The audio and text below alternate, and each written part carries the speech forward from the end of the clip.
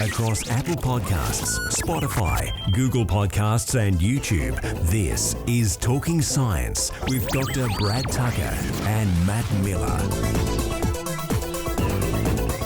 Let's focus on Perth now because the Australian Space Agency, or ASA, I think we have to come up with a better acronym.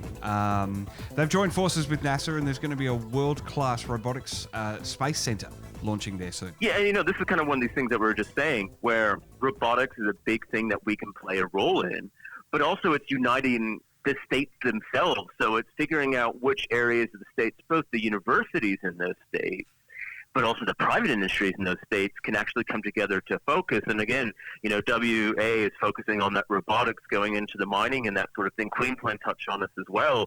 But, this is something we look at the Artemis missions and talks of asteroids and going to the moon and Mars. It is all about extraction of ice and other things on these places, and in very dry, desolate, harsh, remote conditions. And Australia does have an expertise.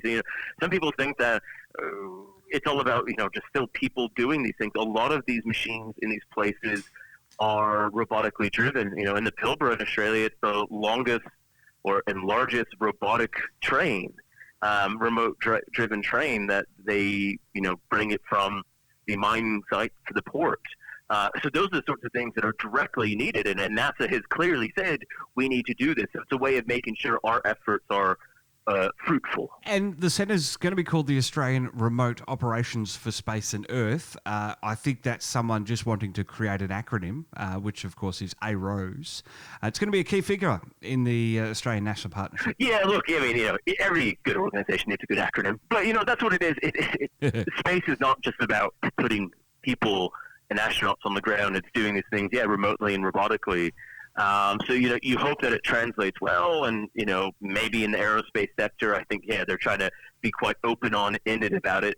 But you hope that also in the end, it brings not only money and investment into, in this case, Western Australia, but jobs as well.